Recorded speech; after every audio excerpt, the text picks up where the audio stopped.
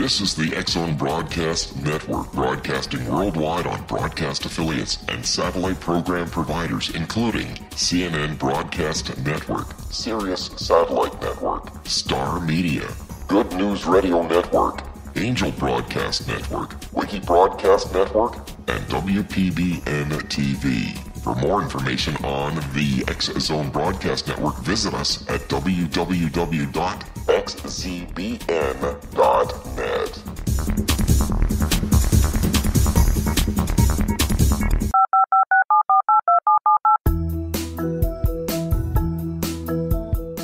Did you know that when you're on the road with limited data or Wi-Fi, you can still listen to the X-Zone Radio Show with Rob McConnell, The Science of Magic with Gwilda Wiyaka, X-1, Dimension X, Space Patrol, and every minute of the X-Zone Broadcast Network by calling 213-401-0080, courtesy of Audio Now. No smartphone, app, or internet needed. It saves your data plan, and it's free if you have unlimited minutes. Call 213-401-0080 to listen on any phone, anytime, anywhere. Remember, 213-401-0080 for the best of the paranormal, parapsychology, and sci-fi radio programming anywhere, 24/7, 365. And welcome to the X-Zone, everyone. My name is Rob McConnell, and for the next 4 hours, I'm your host and your guide as together we cross the time-space continuum to this place that I call the X-Zone. It's a place where people dare to believe and dare to be heard. It's a place where fact is fiction and fiction is reality. And the X-Zone comes to you Monday through Friday from 10 p.m. Eastern until 2 a.m. Eastern. Then on the Talkstar Radio Network. Then the show is repeated in its entirety on several other broadcast networks worldwide from 2 a.m. until 6 a.m. Eastern. And then from 6 p.m. until 10 p.m. Eastern. Our worldwide toll-free call number is 1-800-610-7035. My email address is xzone@xzoneradiotv.com. On MSN Messenger, xzoneradiotv at hotmail.com, and our website, www.xzoneradiotv.com. My first guest tonight is Freddy Silva, and he is one of the world's leading experts on crop circles and sacred sites, and a leading researcher of earth mysteries and ancient systems of knowledge. He lectures internationally and has made keynote presentations at the International Science and Consciousness Conference and the International Society for the Study of Subtle Energies and Energy Medicine, in addition to appearances on the History Channel, Discovery Channel, BBC, numerous video documentaries, and international radio shows.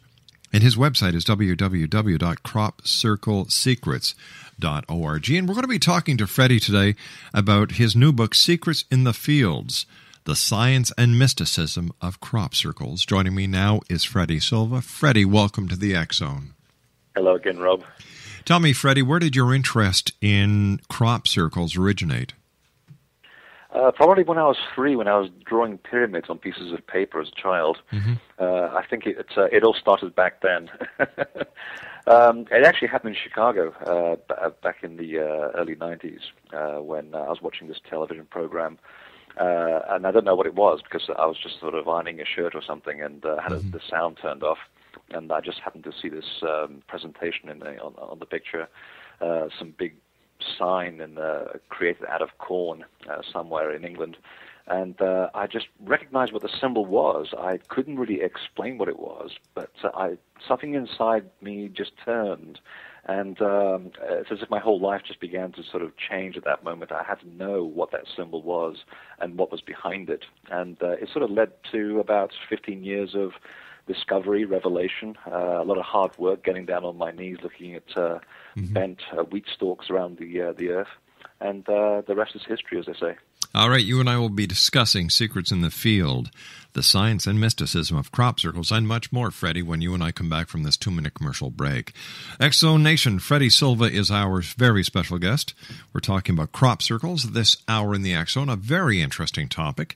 And for more information on Freddy and the work that he's done, and it's a very interesting website. I spent a couple of hours there last night at www.cropcirclesecrets.org. That's www.cropsecretsecrets.org.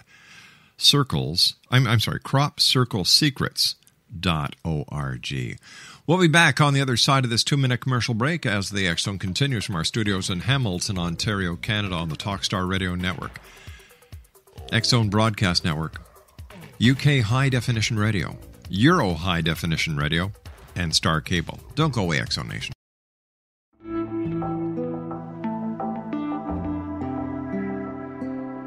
Take a step back in time and discover old Florida cuisine at Marsh Landing Restaurant in Fellsmere.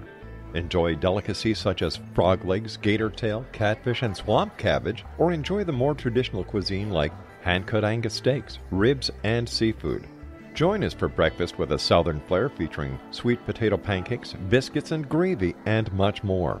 Planning a party? Marsh Landing's private dining room can accommodate groups from 8 to 80 people. While you're visiting, enjoy the historic pictures, artifacts, and stories that line the walls. Marsh Landing is truly a unique experience. Marsh Landing Restaurant, 44 North Broadway in historic Fellsmere, or visit marshlandingrestaurant.com. Marsh Landing, old Florida cuisine at its best.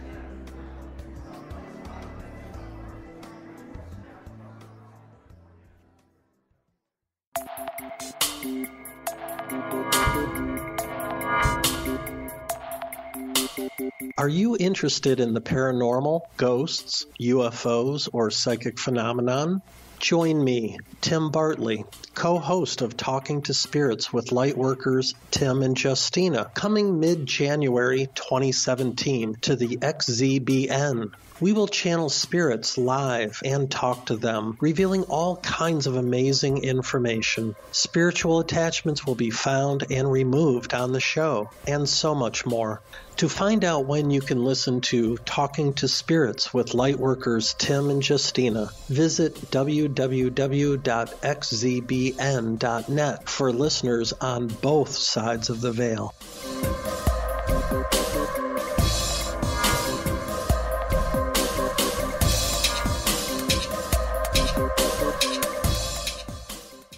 Exonation, for years, people have been both fascinated and mystified by complex designs that suddenly appear at night on fields of grain.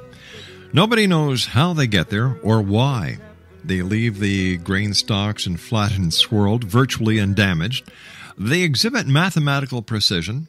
They demonstrate principles of geometry and portray ancient religious symbols. Since the 1980s, some 10,000 crop circles have appeared, seemingly by magic. Each year the count grows and the designs get more and more intricate, even fantastic.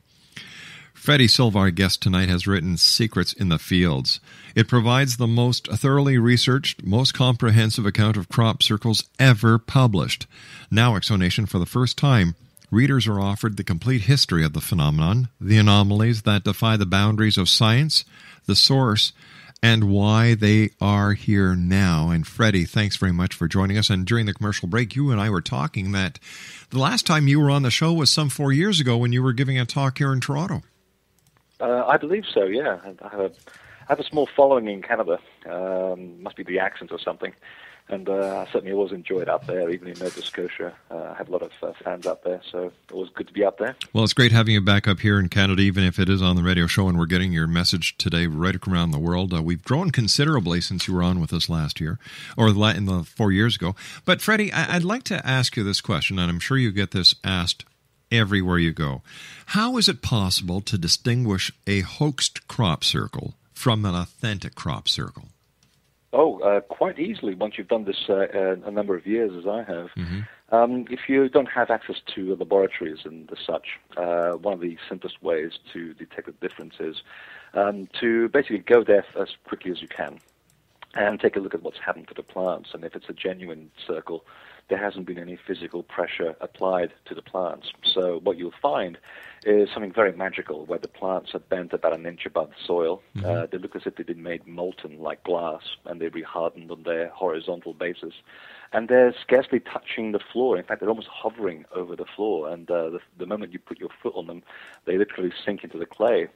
That's the first indication. The second indication is if you look under the swirl pattern, and you lift up the swirl and you find these little sort of 6 to 8 inch wide sort of bands of straight lines, you'll know that that's been hoaxed, because those are the construction lines that these people use to try and, outline their design, and they fill it in like children learning how to draw. But on the real ones, as opposed to the man-made ones, the man-made ones are full of damage, obviously, because they've had to use garden rollers and planks of wood to flatten them. So that gives the whole game away. But in the real ones, there's no damage whatsoever. And also, if you look at the actual stems, they're actually slightly burnt on the bottom and also around the nodes. Those are the plant's knuckles. It allows them to bring themselves back up to the light in case they've been damaged by wind or rain. So there are these little sort of sections which look like they've been burned, and that's usually the effect of ultrasound on the water inside the plants, which makes the plants do what they do. And if you look very carefully at these nodes, which have expanded, there's these little holes which suddenly occur. And what's happened is that there's this infrasonic frequency that we know is there because the evidence is on the ground itself in the plants. Mm-hmm. These frequencies, when they involve high pressure, they actually boil the water inside the plant stem. And, of course, if you ever try and make a cup of tea, you'll find that the water in the kettle, it expands when you boil it. And it's the same thing with the plant. And when that water expands in 1 nanosecond, and we know it takes that long from experiments done at Stanford University, the water then has to find somewhere to go. And since it's inside an enclosed system like a plant, it exploits that node of the plant, and it creates a hole from the inside. And very quickly, just like the film Alien, the water comes out of this hole. And it creates steam, and I have at least 5 testimonies from farmers in England, and also one from Canada, ironically, who witnessed these crop circles forming at about 5 in the morning, and they saw steam coming out of the design. So that's how we finally figured out what was causing it. Is there an alien connection, UFO connection with crop circles? Yes and no. It depends on your idea of alien. Okay. If you tend to think of aliens as nuts and bolts people and spaceships and things, the evidence is rather circumstantial. If you lived in the south of England as long as I did and watched military helicopters chasing physical craft, as have some of the local police, then yes, they are around. The problem is no one's ever directly seen physical UFOs actually making these things. What people have seen them, and there's at least 80 eyewitnesses to back this up, and some of them are military people, is that these things seem to be preceded by either brightly colored orbs, or which don't seem to be physical at all, or beams of light, which I've actually captured on film. And it seems to me that the concept of alien in this case seems to refer almost to a life force which, just like us, it exists perfectly physically on its level of reality, but just like a radio station, whereas, we humans, all our molecules in our body vibrate at a certain frequency to make us look physical. Mm-hmm. Let's say human beings are on the 98 FM station dial. Well, this force probably exists on something like 1,000 FM. And the fact that our brains and our eyes cannot fathom anything beyond a certain frequency means that we can't perceive them. So once in a while they make their presence known by sending us information in this way. So it really depends on your perception of alien, but it certainly isn't local, that's for sure. So are we talking about a parallel universe, a different dimension? Are we talking about a wormhole? Are we talking about a dimensional slip? Are we talking about a fracture in the time-space continuum? Are they sending us these messages deliberately, or is this something that just happens as our two existences temporarily greet? Oh, it's a very deliberate piece of communication, and it's almost as if they're on a different level of reality to ours. They just happen to be on a different plateau, if you like. And it's a group consciousness, and from the amount of evidence that I've been able to gather, and there's a lot of it, it seems that these people seem to come in and out of our history, and sometimes they'll appear in the Egyptian lore. Right. They'll exist in legends throughout Britain and Europe. Sometimes we call them fairies, sometimes we call them will-o'-the-wisp. Mm-hmm. Christians would call them archangels. The ancient Celts used to call them the Watchers or the Shining Ones. Mm-hmm. And the Egyptians used to call them the Neter, the creator gods.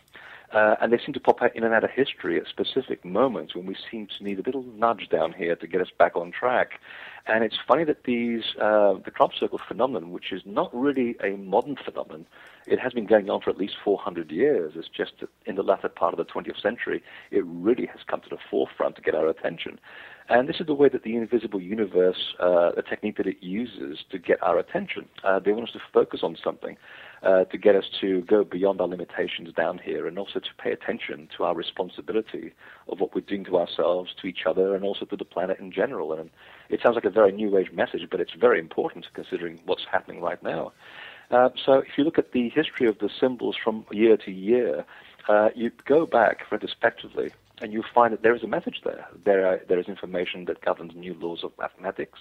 There are information that governs the speeds of light, at which time science only knew that there was one speed of light, well, by the decoding some of the symbols, we've now discovered 3 speeds of light, which orthodox science has now grudgingly accepted. We've also discovered new methods of healing, and so on and so forth. So this is information which is very valuable. They're feeding us little nuggets of knowledge so we can then go and apply and basically take responsibility for ourselves, because no one's going to come down here and fix things for us. That would be ridiculously too easy. Of and course. would defeat the purpose of us being here in the first place. So there is a deliberate transmission taking effect, and now we're just sitting on this information. I mean, I was able to decode a small part of it, but it's going to take a lot more people to basically work on it. There were, excuse me, a group of scientists in Britain and Australia who, on the original cover of my book, they took that design and they basically built it out of 3D, and they were able to basically use it as an anti-gravity device. And there's another gentleman in Oklahoma who's built the device in his house, and he's also going to levitate. And that was part of some of the channeled information that we received way back in the early days of the phenomenon, that there was information to do with the illusion of gravity, and in time that we would decode these symbols to build a machine that would defy gravity, and it's slowly coming true. Are they giving you the designs of a machine that will allow you or some of the other researchers to actually enter into their realm to have a one-on-one communication with them? No, and it'll never happen, because one of the things that, if you look throughout just human history, how, we go to places like Borneo or New Guinea, and we encounter people who've been quietly minding their own business for thousands of years, and we know only too well how damaging the interactions between advanced cultures are.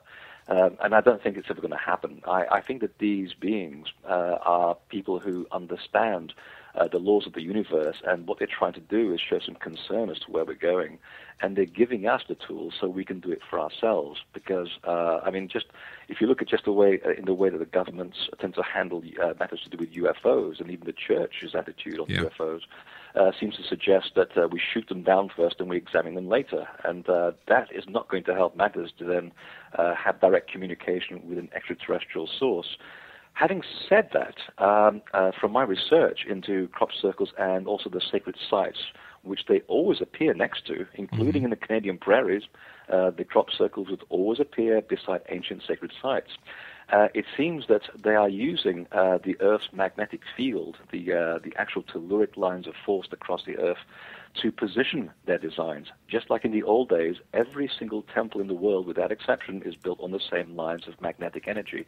And if you and I go and stand on these things, and we do things properly, and we learn the techniques, this is why we went to these places for thousands of years, because it does allow us a certain escape from this reality into another level of existence, from which we then extract information and bring it back to the tribe. Freddy, you and I have to take a commercial break with the news. Please stand by. Exo Nation. Freddy Silva is our very special guest. We're talking about crop circles, and Freddy's got a brand new book out. It's entitled Secrets in the Fields, The Science and Mysticism of Crop Circles. His website is www.cropcirclesecrets.org. More of this fascinating topic when we come back after the news here in the X Zone from our studios in Hamilton, Ontario, Canada. Don't go away. This is the X Zone Broadcast Network, broadcasting worldwide on broadcast affiliates and satellite program providers, including CNN Broadcast Network, Sirius Satellite Network, Star Media, Good News Radio Network, Angel Broadcast Network, Wiki Broadcast Network, and WPBN TV. For more information on the X Zone Broadcast Network, visit us at www.xzbn.net.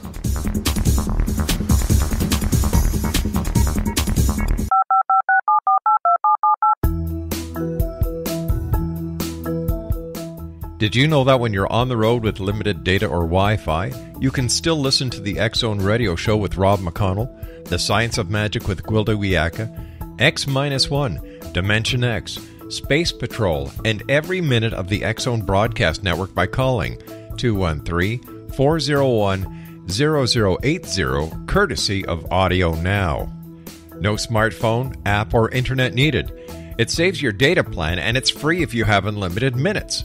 Call 213-401-0080 to listen on any phone, anytime, anywhere. Remember, 213-401-0080 for the best of the paranormal, parapsychology, and sci-fi radio programming anywhere. 24/7, 365. Freddy Silva's our very special guest this hour, Exonation. He's the author of Secrets in the Fields, The Science and Mysticism of Crop Circles. His website is www.cropcirclesecrets.org. Freddy, I asked you off air if crop circles have ever been found in the snow, and you told me a fascinating story of a crop circle that happened not very far from you in the snow. Yes, about 1997, I just had dinner with a friend of mine in Portland, Maine, where I live now. And got a message when I got back home and telling me that to come back to the house because something bizarre had happened just about 200 yards from the house. And I went back there, and there was a huge oval shape on the ground in the snow, as if some huge circular cookie cutter just pressed the snow, but in a spiral pattern. And there was no footprints going anywhere near it. It was just the most beautiful thing. Even the ice crystals were aligned at a specific angle, which I recognized very well from my work with the cereal crop circles. In fact, there's another story as well in Afghanistan. Apparently there was a group of British physicists who were out there doing some exploratory geophysics, and they came across a crop circle also in the snow, and this one apparently was also had geometry in it, and that converted them from skeptics quite quickly. Tell me, what is the average size of a crop circle, and what is the largest crop circle you've ever seen? They vary. I mean, they can be as small as 4 feet in diameter, and they tend to be some of the most powerful as well. People don't tend to pay much attention to them because they're just little circles. We call them grape shot, just like the old days when you had these big sort of guns and used to put this sort of buckshot into the into the muzzle. Yeah. And but they tend to pack some of the most important energy I've ever seen. I mean, I've seen Geiger counters go completely off the scale in these things. They'll even drain your batteries dead in seconds. So they're quite potent little things. But the biggest genuine one I've seen was about 3/4 of a mile wide. And it was stretched out over about a field and a half of wheat in England. But generally they tend to be around, 400-500 feet in diameter, and sometimes quite complex as well. Is there a connection between crop circles and other aspects of the paranormal, Freddy? Oh, huge. And if you spend any time in crop circles or ancient temples for that matter, you'll find that the veil between worlds becomes very thin if you go there with the right intent, with open of heart, and also ask the right questions. And the more you do it, just like driving a car, the better you get at perceiving what stands between you and the next level of reality. And I can tell you from experience that the veil is very, very thin between worlds. And I have had a number of experiences whereby I have been able to make contact with the other side of this phenomenon. And it's a fascinating place. I mean, it's almost like having a near-death experience, I guess, but without the traumatic side effects. Yeah. I was sitting in one crop circle one evening, and I just lied there, just asking questions about what's the connection with sound, how these things affect gravity, or what's to do with magnetism. I was just asking questions. I was very curious and open-minded. And I remember being levitated off the ground. In fact, the first thing that happened was that I was feeling very anxious. and it's as if someone came up behind me and whacked me with a baseball bat on the back of my neck. It didn't hurt. It's as if I'd just been administered some anesthetic. And I felt my body go very limp, and next thing I know, I was watching my hands move past me and my arms move past me, and I couldn't feel the ground under me. And I remember being, even to this day, I can see it very clearly. There was these beautiful, very, very tall people on either side, 3 on either side, dressed in very long sort of white silk robes, 2 at the front at my feet, and they were making the most incredible shapes with their hands. It's almost like geometry with their hands, like those dances you have in Bali. And I think it took about 45 minutes. I mean, it seemed to go like a blink of an eye, but I had a tape recorder with me. And in the old days where you had C90 tape, and in 45 minutes your tape stops and your machine goes click. And I heard the click, and I hit the ground with such a thud that I had an actual bump on the back of my head for 3 days later. Oh, my heavens. So I know I didn't make it up, but after that, I didn't realize what the communication was about until I went back home to New Hampshire and literally just sat down and wrote 5 chapters of a book in a week. And as a writer, I can tell you that doesn't happen. So obviously there was some important communication that was given, and to this day, reading part of that book, I still don't know where half of it came from. I really don't, but it was quite an incredible event that converted me from being an atheist to believing in another life force in about 0.5 seconds. Now, I understand, Freddy, that you may have a theory of how music may account for their creation. Very much so, and I was looking for the creative force as to how, why is it that physics can't explain this? Why are plant biologists stumped by this phenomenon? And I guess the answer was, well, let's go back to the basics, which is let's look at the hard evidence on the ground and see what this happens, how plants can be made to do this. And I began researching work that was done with sound and plants in India in the 1920s, where they had done exactly the same thing. They wanted to evaluate the effects on sound on living organisms, and they found that the effects caused by certain forms of music induced very similar effects to that we were finding in the real crop circles, specifically the bending from the vertical to the horizontal of the plant stems, and it involved Indian music called raga. It's sort of almost a musical version of Sanskrit, which is the vestiges of the words of God, as they call it. And one thing led to another. I began to look at the evidence under the microscope. There was a doctor in Michigan called William Levengood who analyzed the plants and found the water had been boiled on the inside. The nodes had been stretched. There was this charring effect. And by the time I finished looking at sound from so many points of view, I realized that sounds below the human hearing range can actually do that. Because at the time we thought that microwave might be behind this, but microwave is a very destructive thing, and there's nothing about these things that is destructive at all. It's an incredibly benevolent phenomenon. And when I began to look at infrasound and how it boiled the water, how it was able to alter molecules and change chromosomes, suddenly the thing just hit. We could find every single feature in the crop circles relative to the effects of infrasound, and that's how the theory stuck. Freddy, what is the message you believe that the creators of the crop circles are trying to get across to us?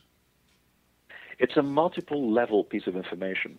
It's almost like the film Contact by Jodie Foster. Yeah. And she gets that scrambled message, and it has video attached to it and all kinds of things.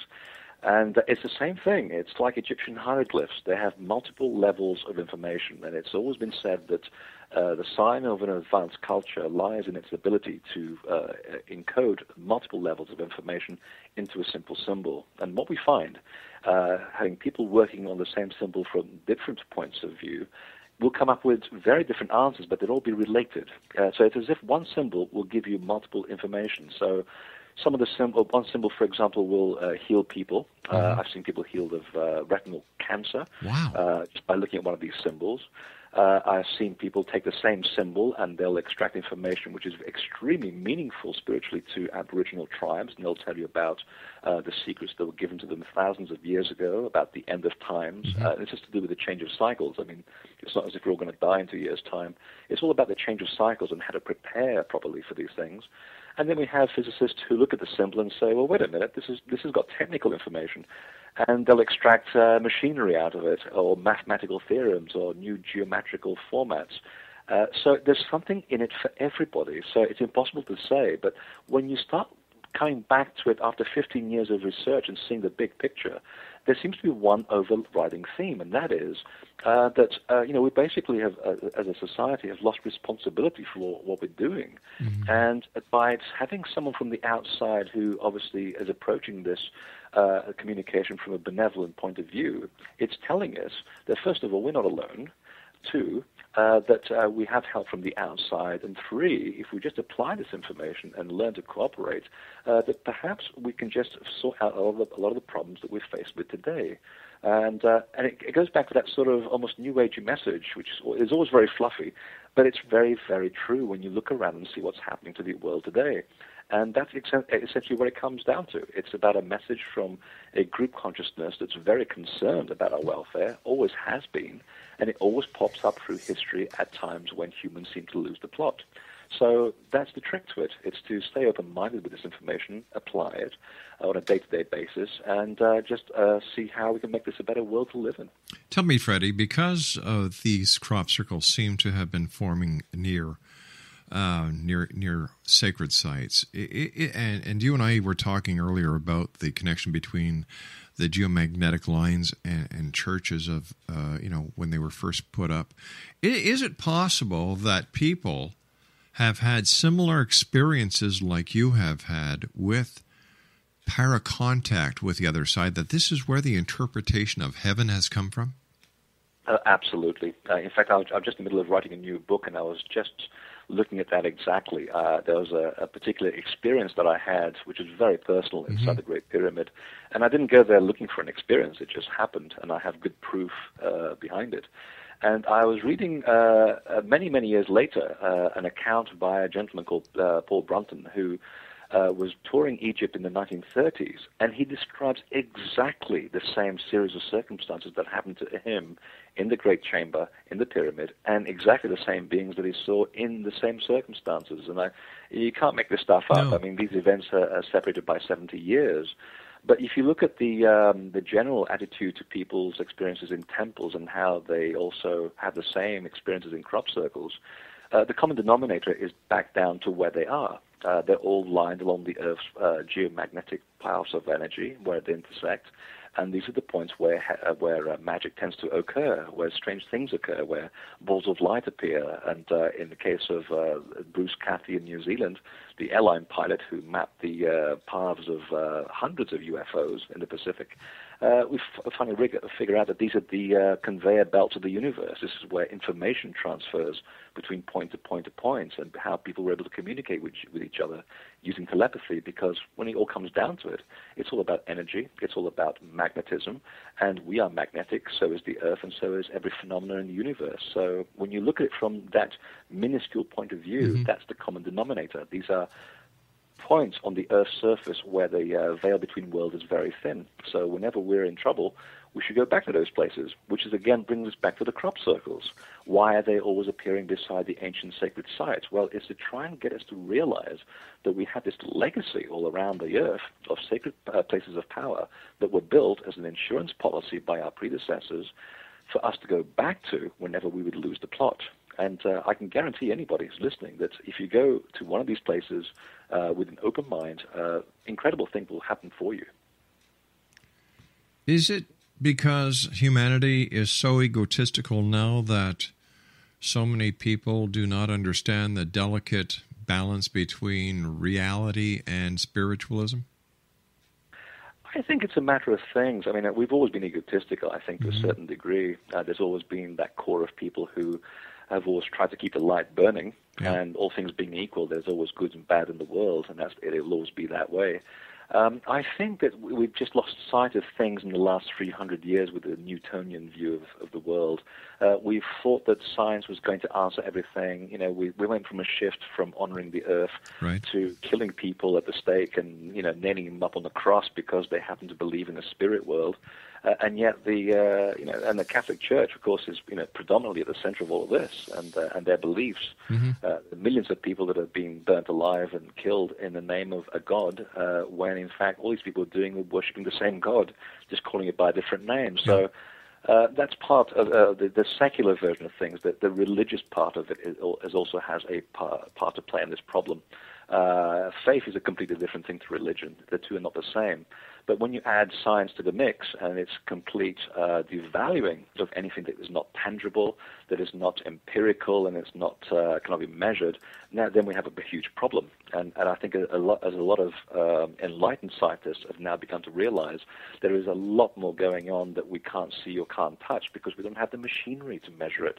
And they understand that what the ancestors were doing, they were in touch with something that is intangible, but yet it's very real. So I'm seeing slowly, as many enlightened people are around the world, that science and the mysticism are coming back together again. You just have to accept that we just don't know everything. So it's about keeping an open mind, I think. That's what it comes down to. Freddy, you and I have to take our final break for this hour. Please stand by. Exo Nation, Freddy Silva is our special guest. He is the author of Secrets in the Fields, The Science and Mysticism of Crop Circles. Now, to find out more about Freddy, as well as you can buy a copy of his book and other books that he's written online at his website, www.cropcirclesecrets.org. That's www.cropcirclesecrets.org. Freddy Silva and I will be back on the other side of this commercial break as the X Zone continues from our studios in Hamilton, Ontario, Canada. If you'd like to send us an email, it's very simple, xzone@xzoneradiotv.com, and visit our website, www.xzoneradiotv.com. If you've missed any of our shows, xzonepodcast.com. We'll be back in a couple of minutes. Don't go away. 19 Sergeant Central. 19 Sergeant, check. Officers on the scene. Hi, I'm Larry Lawson, host of Paranormal Stakeout. With over 36 years in law enforcement, I have learned a few things. The most important is the proper gathering and preservation of evidence is vital to putting the bad guy behind bars. It's no different in the world of paranormal investigation. Whether it's the search for the afterlife, cryptozoology, UFOs, and extraterrestrials, how we gather the evidence, preserve that evidence, and present it to a jury of our peers will make the ultimate difference in proving the existence of worlds and entities that are beyond our imagination.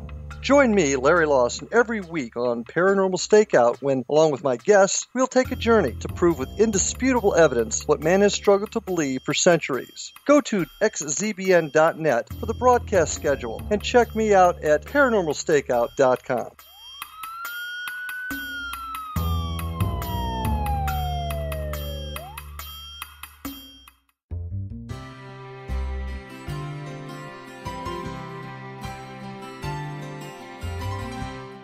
True healing must address 4 levels: physical, emotional, mental, and spiritual, for us to live joyful and productive lives. We tend to treat 3 of the 4, leaving the spiritual languishing. If you're tired of the same dysfunctional patterns cropping up in your life, Soul Balancing is for you. Trixie Phelps, owner and founder of Soul Balancing, is a naturally gifted energy healer trained in numerous esoteric forms, including shamanism. Trixie has created a powerful modality that safely and effectively clears your energetic field. A soul balancing session can remove interference, heal trauma, and restore your hope. Contact Trixie for a life-changing long-distance session today, www.soulbalancing.world.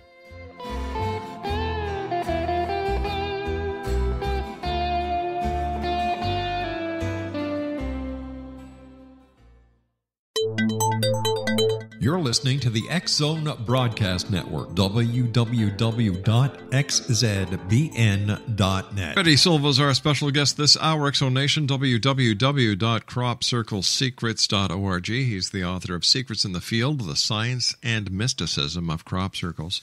Freddy, what would you like people, discovering while and after they've read your book?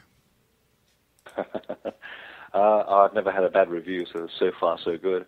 It seems that they seem to get the point that the book is really much more about nuts and bolts, about crop circles. It's really, there's a bigger spiritual angle to it, because it's really written to try and get people to understand that there's help, a lot of help around us if we just allow it to reach us. And it really is a very profound spiritual message, which I had no idea was going to go in that path when I was writing this book. It just seemed to have come as a revelation at the end, because it seems to where all the points were headed.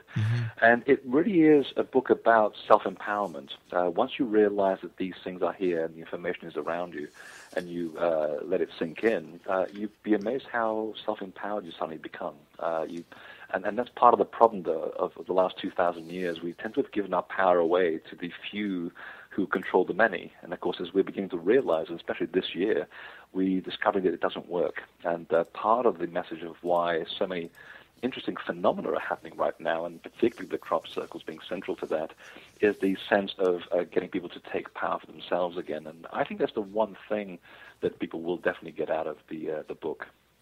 What should people do if they believe they've discovered a crop circle? How should they approach it? Is there anything special they should do to preserve the crop circle's integrity until experts like yourself or other researchers are called and come down to the scene?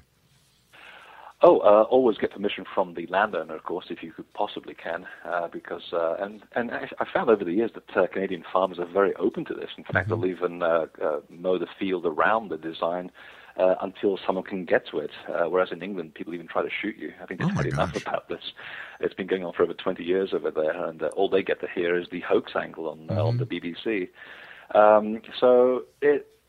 You approach it with reverence, as you would approach a saint, and that's how I always treat it. And try to take some measurements, take some precautions as well, because if it's a real thing, try not to take any electrical equipment into it and let it touch the floor. I've seen a busload of tourists put their video cameras on the floor, only to have the crystal structure inside their equipment gets short-circuited by the electromagnetic energy of the crop circle. And it's a very expensive phenomenon when it comes to cameras. Even the BBC found out to their dismay when they crossed the perimeter of a crop circle, red warning lights go all over the place. So if you see those signs, just back out. And it depends also on the frequency of the pattern. Sometimes people feel very high when they go into it, and sometimes they'll also feel the opposite. And if you start feeling a little bit ill, back out, because it's probably just not consistent with your body's frequency, and you'll find that a week later it'll be fine, and the frequencies will change, and you feel very elated. So, it's a very benevolent phenomenon. I mean, it causes no damage to anybody or anything, so obviously it means no harm. Freddie, we've got to say so long for tonight, but I'd love to have you back on in the future, because we still have, I want to talk to you about the other sacred sites that you've gone to and further investigate the connection between the crop circles, the communication, the messages, and as we get closer to 2012. Freddie, thank you very much for being with us. Great talking to you. Thank you, Rob. Bye-bye, sir. Freddie Silva, cropcirclesecrets.org. I'll be back on the other side of this commercial break. Don't go away.